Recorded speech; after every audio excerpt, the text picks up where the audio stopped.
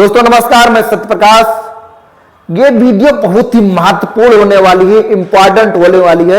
ये वीडियो आप लोग कृपया पूरी देखें, क्योंकि इस वीडियो में हम बात करेंगे हमारे देश में शिक्षा दिवस क्यों मनाया जाता है और अंतरराष्ट्रीय स्तर पर शिक्षा दिवस क्यों मनाया जाता है, और हमारे देश में कितने सरकारी स्कूल बंद हो गए और हमारे देश की स्कूलों की हालत क्या है। सारे मुद्दों पे बात होगी। कृपया आप लोग वीडियो पूरी देखिए और कमेंट के माध्यम से सजेशन जरूर दीजिए।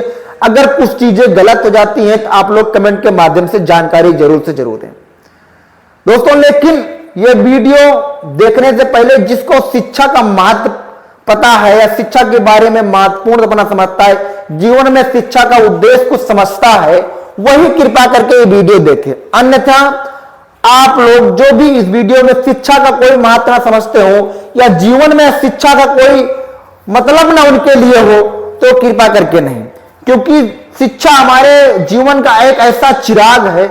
जब वो चिराग जलता है तो अपने को रोशनी पहुंचाने के साथ साथ देश में भी रोशनी उत्पन्न करता है, समाज में भी रोशनी उत्पन्न करता है। शिक्षा जीवन का एक ऐसा चिराग है जो सबके लिए जरूरी है। लेकिन सबसे पहले महत्वपूर्ण चीज यह है कि हमारे देश में शिक्षा दिवस 11 नवंबर को मनाया जाता है।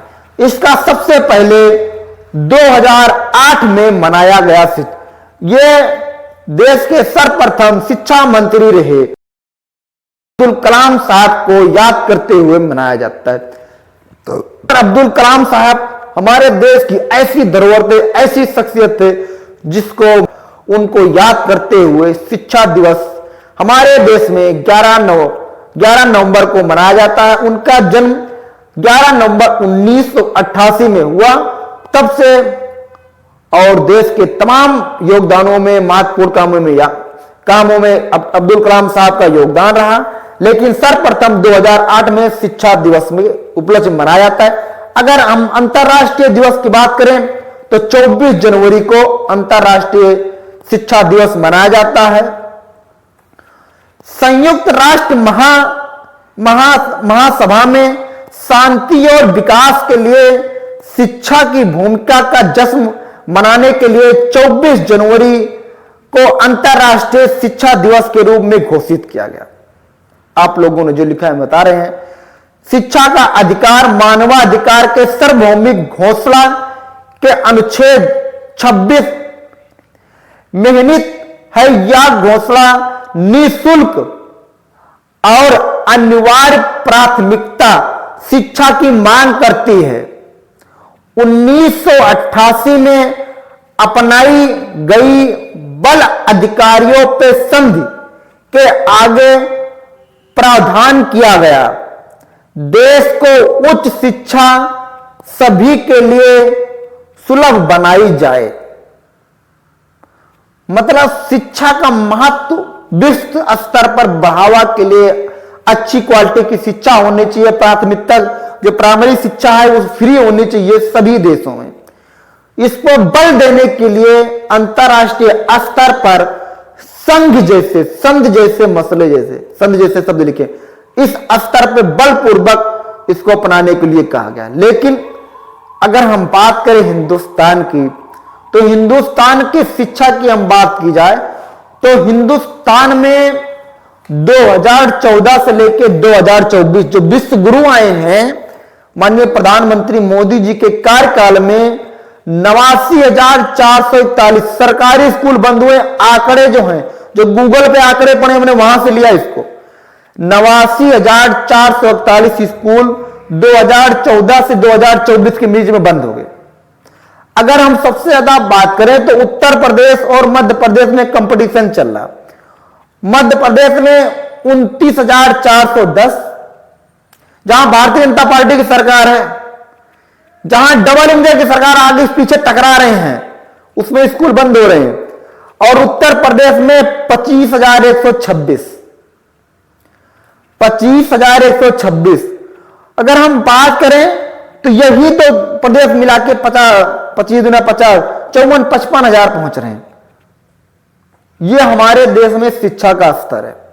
और सरकारी स्कूल के टीचरों की बात करें तो उनकी लगातार ड्यूटी चुनाव में, एसआईआर में, सांड के काउंटिंग में, अनेक ऐसी रैलियों में, ओहो, कहना मुमकिन नहीं है कहां कहां इनकी ड्यूटी लगती है।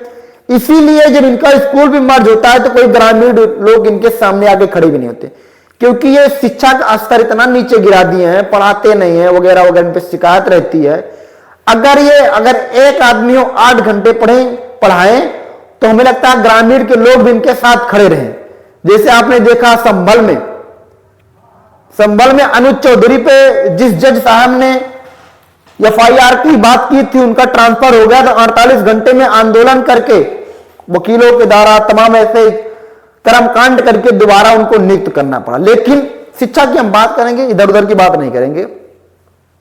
लेकिन हमारे देश में शिक्षा की हम बात करें तो उन पर लगातार टैक्स बढ़ाया जा रहा है, फीस महंगी की जा रही है, हॉस्टल की फीसें महंगी की जा रही है, छात्र लगातार आंदोलन करते हैं, उन पर लाठी पड़ती है।